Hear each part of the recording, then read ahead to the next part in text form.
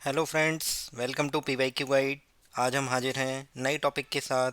Calendar clock and ranking UPPSC 2024 के exam को target करते हुए सीसेट प्रिपरेशन सीरीज में हम पिछले 6 वर्षों के सारे क्वेश्चन जो कैलेंडर क्लॉक और रैंकिंग पर बेस्ड हैं 2018 से 2023 के क्वेश्चन एक ही वीडियो में देखेंगे।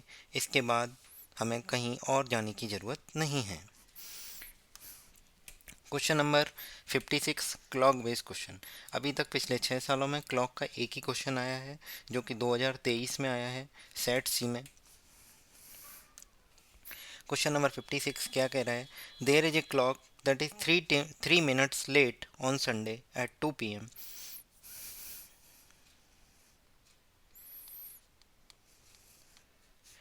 Sunday 2 p.m. 3 minute late and it is 5 minute fast on Tuesday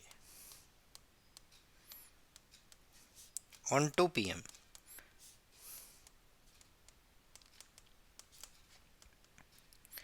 अब इस जो भी पर्सन है जो ऑब्जर्व कर रहा है उसे कैसे पता चला कि ये क्लॉक जो है, जो भी घड़ी है, जो 3 मिनट लेट है और 5 मिनट फास्ट है?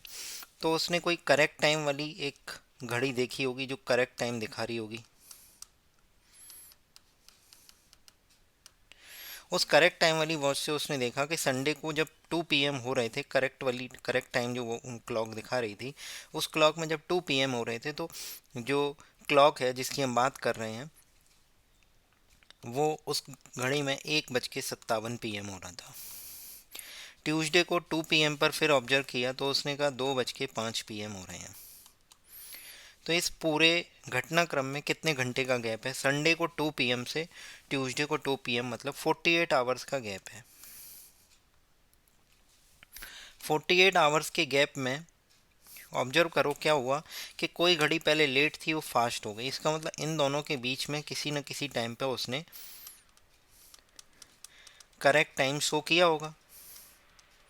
ये रेफरेंस वाली वॉच रेफरेंस क्लॉक है जिससे वो देख रहा है, जो भी ऑब्जर्वर है, कि ये घड़ी कब समय सही दिखा रही है, कब लेट। अगर ये घड़ी 3 मिनट लेट थी तो पहले 3 मिनट फास्ट हुई होगी। जब ये 3 मिनट फास्ट हुई होगी तभी इस घड़ी ने सही समय दिखाया होगा, करेक्ट टाइम। क्योंकि 3 मिनट लेट में 3 मिनट फास्ट जोड़ेंगे तो ये 2 p.m. हो जाएगा, करेक्ट टाइम शो करेगा। उसके बाद ये घड़ी हो गई फास्ट, 5 मिनट फास्ट हो गई। इन दोनों का गैप कितने का है? 8 मिनट का। यानी हमने ऑब्जर्व किया कि 48 आवर्स जो हैं, 48 आवर्स में 8 मिनट का गैप आ रहा है। But we want 3 minute gap, क्योंकि 3 मिनट लेट है, इसको 3 मिनट फास्ट होना है। तो 3 मिनट के गैप के लिए क्या होगा देखते हैं। जब 8 मिनट के लिए 48 है तो 1 मिनट के लिए कितना होगा? 6 आवर्स। तो 3 मिनट के गैप के लिए कितना होगा? 18 आवर्स। इसका मतलब जब संडे को 2 p.m. पर जो घड़ी 3 मिनट लेट थी, अगर इसमें 3 मिनट का गैप ऐड हो जाएगा तो 18 घंटे में ऐड होगा और ये 2 p.m. करेक्ट टाइम शो करेगी। इसका मतलब संडे 2 p.m. के बाद जो 18 घंटे बाद जब भी हम घड़ी को ऑब्जर्वर देखेगा तो करेक्ट टाइम 2 p.m. शो हो रहा होगा। तो संडे 2 p.m. में जब 18 घंटे जोड़ेंगे तो संडे पे 2 p.m. में जब 12 घंटे जोड़े जाएंगे तो 2 a.m. हो जाएंगे। और फिर 6 घंटे और जोड़े जाएंगे तो आ जाएंगे मंडे 8 a.m. Sunday 2 p.m. में संडे को 2 p.m. में जब 12 घंटे जोड़े तो मंडे 2 a.m. हो गया। फिर 6 घंटे जोड़े तो मंडे 8 a.m. और यही इसका करेक्ट आंसर हो जाएगा। Monday 8 a.m. को when did the clock show the right time, clock correct time show कब करेगी? मंडे को 8 a.m. पे। Correct answer is C. Calendar based question देखते हैं। क्वेश्चन नंबर 52 है, यूपीपीएससी 2018 सेट डी में आया है। If the fourth day of a month is Saturday, कोई भी फोर्थ डे है उस दिन सैटरडे है,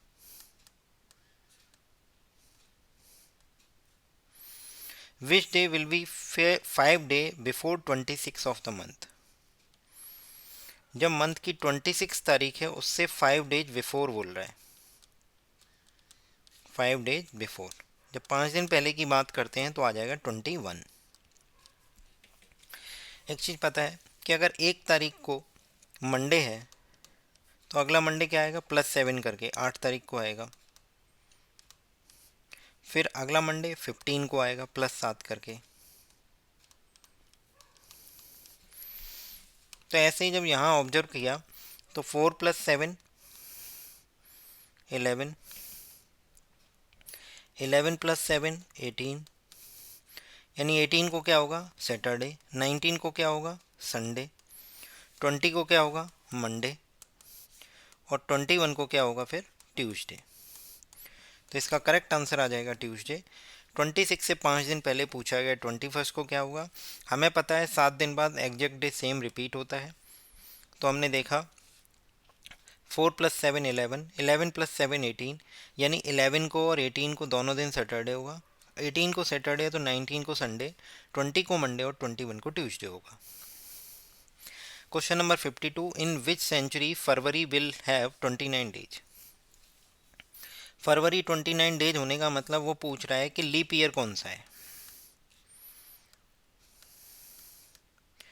लीप ईयर वो होता है जिसमें फरवरी में 29 डेज हो और पूरे ईयर में 366 दिन हो जाएंगे, 366 डेज। अगर किसी नॉर्मल ईयर को 4 से डिवाइड करें और कंप्लीटली डिवाइड हो जाए तो वो लीप ईयर होता है। अगर कोई सेंचुरी ईयर है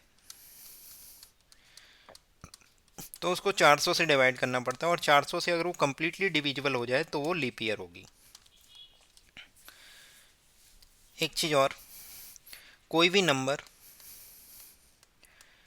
4 से डिवाइड होगा कि नहीं होगा कंप्लीटली डिविजिबल, मतलब रिमाइंडर इक्वल्स टू 0, तब आएगा जब उस नंबर के लास्ट के टू डिजिट अगर 4 से डिविजिबल होंगे तो वो पूरा नंबर 4 से कंप्लीटली डिविजिबल होगा। कंप्लीटली डिविजिबल का मतलब है कि रिमाइंडर 0। देखते हैं 2213। 2213 में लास्ट टू डिजिट क्या है 13। 13 सॉरी 13 4 से डिविजिबल होगा नहीं, तो 2213 लीप ईयर नहीं है। 2215 में लास्ट टू डिजिट क्या है 15। 15 4 से डिविजिबल होगा नहीं, तो ये भी लीप ईयर नहीं है। अगला देखते हैं 2517। कम लास्ट के टू डिजिट क्या हैं 17।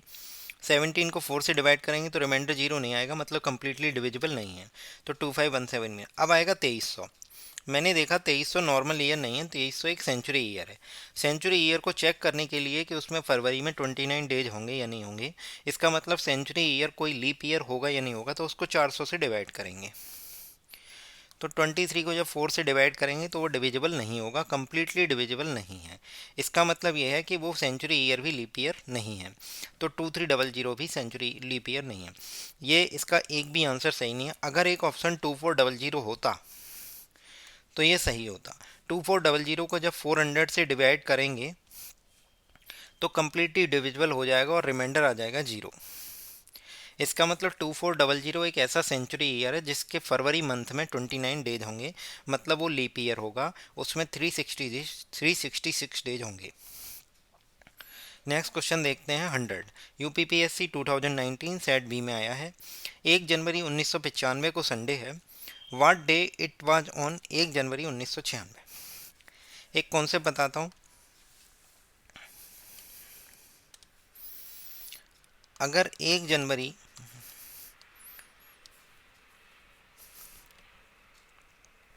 1995 और 1 जनवरी 1996 ये है संडे, जब भी नेक्स्ट ईयर में आएंगे तो +1 हो जाएगा, मतलब ये क्या होगा मंडे। इसका करेक्ट आंसर तो आपको पता चल गया कि इसका करेक्ट आंसर तो क्या होगा मंडे। बट आपको क्या ध्यान रखना है, अगर इन दोनों के बीच में ऐसी कोई फरवरी आ जाती है जो 29 डेज की है, अगर इन दोनों के बीच में ऐसी कोई डेट आती है, ऐसा कोई मंथ आता है जिसमें फरवरी है और फरवरी 29 डेज की है, तो +2 हो जाएगा। ये ध्यान रखना है, अदरवाइज +1 ही होगा। मैं आपको ये चीज़ इसीलिए बता रहा हूँ क्योंकि ऐसे इसी कॉन्सेप्ट पे बेस्ड आगे फर्दर क्वेश्चंस और आए हैं। तो ये समझना बहुत ज़रूरी है कि जितनी फरवरी आएंगी उतने ही +1 +1 होते जाएंगे। नॉर्मल अगर कोई फरवरी नहीं आ रही है तो +1 करना है। अगर 29 डेज वाली फरवरी आ रही है, अगर 28 डेज वाली आ रही है तो +1 करना है, और 29 डेज वाली आ रही है तो +2 करना है। नेक्स्ट क्वेश्चन देखते हैं 37। If the day before yesterday was Saturday, ये यूपीपीएससी 2021 सेट सी में आया। इफ़ द डे, देखो यस्टरडे, फिर टुडे, फिर टुमारो।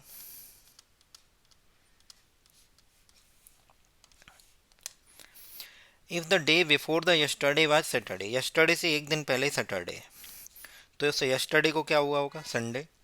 फिर टुडे मंडे, मंडे के बाद क्या होगा, टुमारो ट्यूसडे, आज वैसे भी मंडे ही है।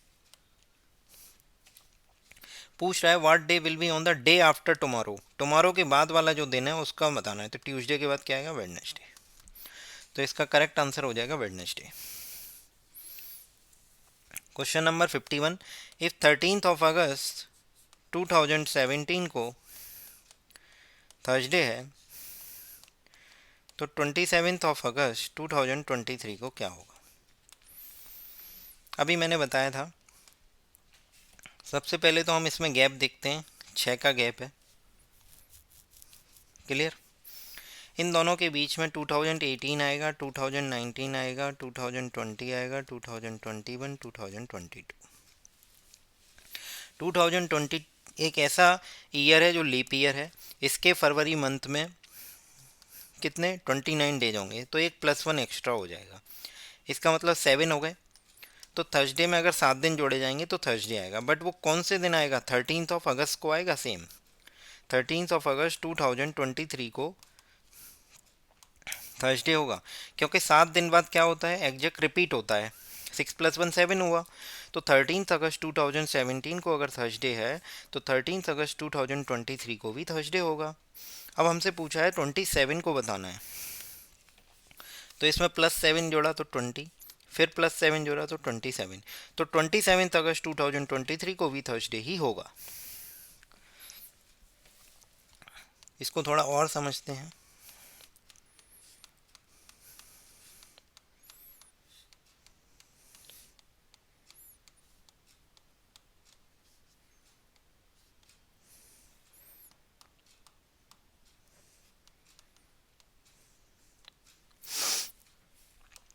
ये हमें क्वेश्चन में दिया गया कि 13 अगस्त 2017 को थर्सडे है, तो 18 को क्या होगा, फ्राइडे, 19 को क्या होगा, सैटरडे।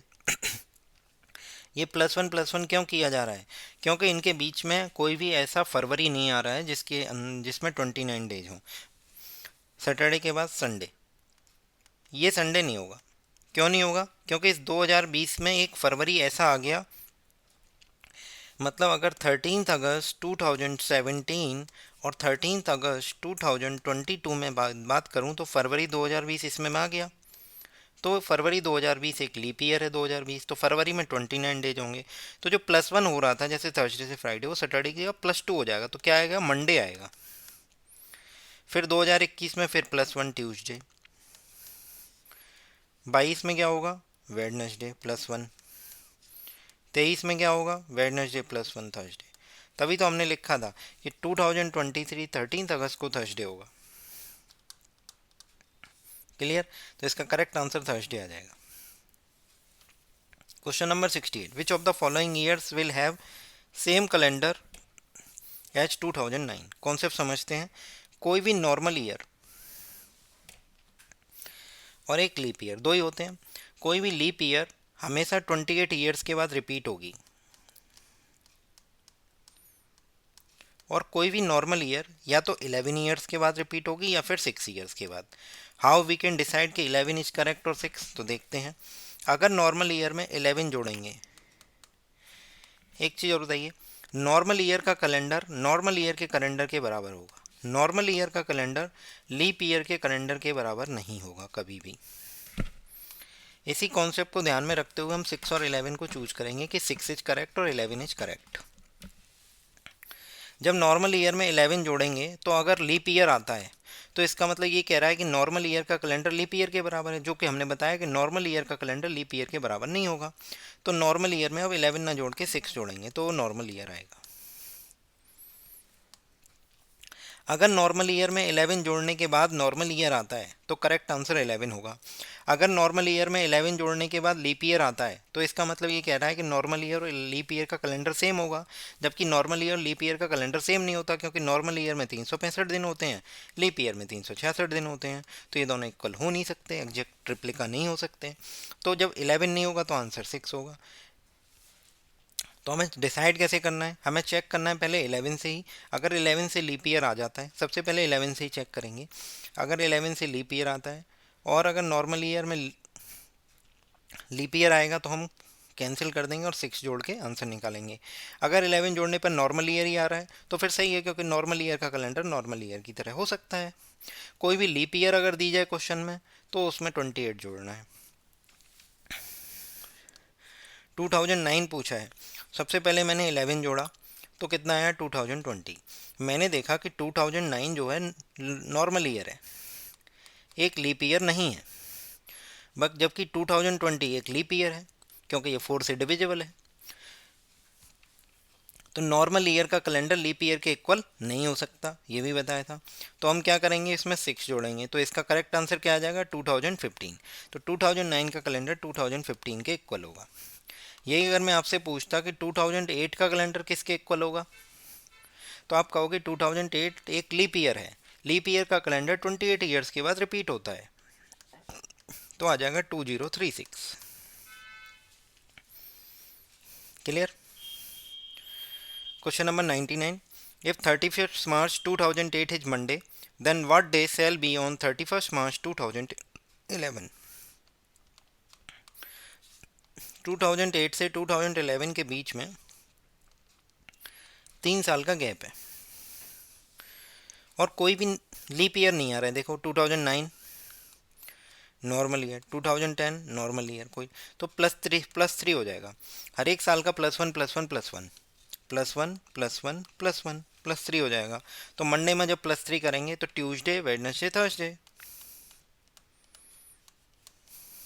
क्लियर। और सेम डेट पूछिए 31st मार्च, इसीलिए ज़्यादा ध्यान नहीं देना है। उस वाले क्वेश्चन में जो पूछा था वो 27 पूछ लिया था, दिया 13 का था, तो इस चीज़ का ध्यान रखना है।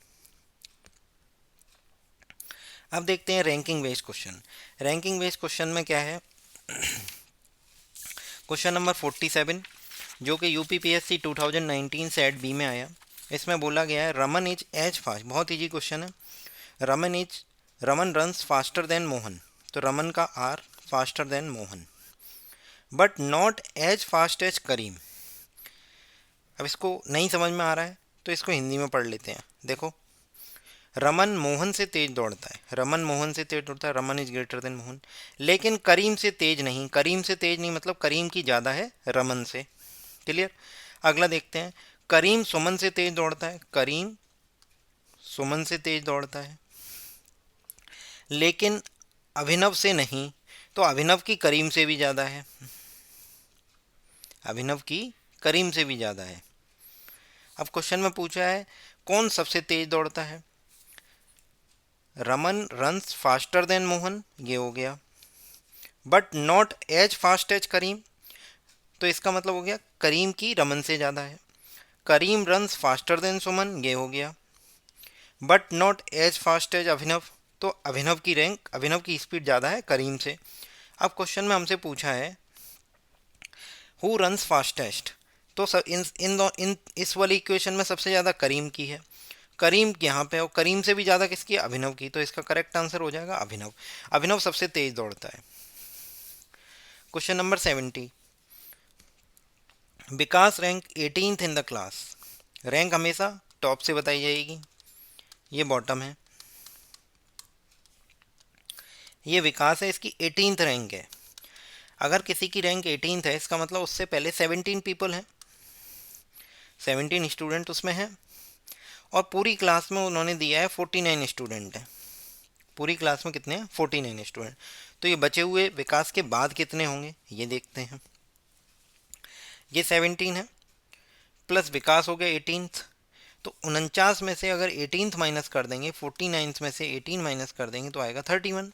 तो विकास के बाद 31 लोग और हैं, तो विकास की रैंक अगर बॉटम से काउंट करेंगे तो 31st तो यहीं तक हो गई, ये कोई बंदा होगा, फिर कितनी हो जाएगी 32nd।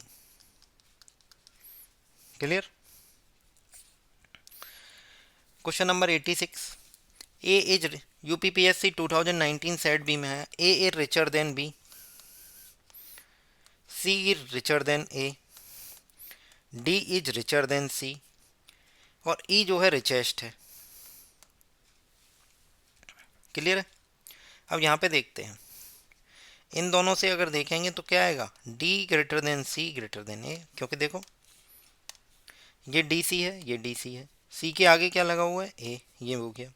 अब देखना, ए के आगे क्या लगा हुआ है, बी, तो ये तीनों को मर्ज करके ये आया। क्वेश्चन पूछा, if they are made to sit in ever degree of richest, मतलब सबसे ज़्यादा रिचेस्ट कौन है, D, who will be having the central position, और हमें क्वेश्चन में बोला गया कि ई जो है वो कौन है, E is richest than all, तो ई सबसे ज़्यादा, तो सेंट्रल पोजीशन किसकी है, सी की। Question number 42, Smita record 16th from the top and 29th from the bottom among those who, मतलब कुछ स्टूडेंट हैं जिन्होंने पास किया एग्जाम, उनमें रैंक बनाएगी टॉप और बॉटम से। उसमें एक लड़की है स्मिता, उसकी रैंक दी है क्या, 16th फ्रॉम द टॉप।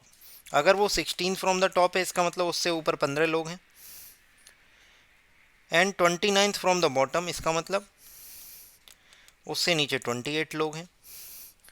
तो अगर ये काउंट करें कि इसमें टोटल 5 स्टूडेंट कितने हैं, 15 तो ये हो गए, 28 ये हो गए, एक स्मिता खुद हो गई, तो 15 + 28 + 1, जब इसको सॉल्व किया तो कितना आएगा, 44। अब पूछा है 6 स्टूडेंट डिड नॉट अपीयर, +6 हो गए 50, ये तो पास वाले हैं, ये अपीयर नहीं हुए वो वाले हैं। उसके बाद 5 फेल्ड वाले हैं, 5 फेल्ड हो गए, तो कितने हो गए, 55। How many students were there in the class, तो करेक्ट आंसर आ जाएगा 55। क्वेश्चन नंबर 92 देखते हैं। क्वेश्चन नंबर 92 में क्या है, in a row of boy if A is 10th from the left, ये लेफ्ट है ये राइट है, A is 10th from the left, 10th कब आया, जब उससे पहले 9 लोग होंगे, and B is 9th from the right, मतलब बी से पहले कितने लोग हैं, 8। इंटरचेंज देयर पोजीशन, अपनी पोजीशन इंटरचेंज कर रहे हैं, बी यहाँ आ गया, ए यहाँ आ गया। अब क्वेश्चन में दिया है A becomes 15th from the left, अगर ये 15th हो रहा है तो इसका मतलब इससे पहले 14 लोग हैं। अब देखो समझना, यहाँ तक 14 लोग हैं, यहाँ तक कितने हैं, 14 लोग, एक 15वां ये है, और ये 8 के 8 हैं, तो कितने हो गए, 15 + 8 कितने हो गए, 23। समझ में आया। ये एक पोजीशन है, इस पोजीशन से पहले कितने हैं, 14 लोग हैं, ये रहा, क्योंकि इसकी रैंक है 15th फ्रॉम द लेफ्ट, 14 लोग हो गए। 14 लोग होने के बाद इस पोजीशन से पीछे की तरफ कितने हैं, 8, क्योंकि इन्होंने पोजीशन ही तो इंटरचेंज की है, ये तो एज इट इज पोजीशन पे बैठा हुआ है, तो 14 + 8 कितने हुए, 22, प्लस ए खुद, तो 23 हो गए।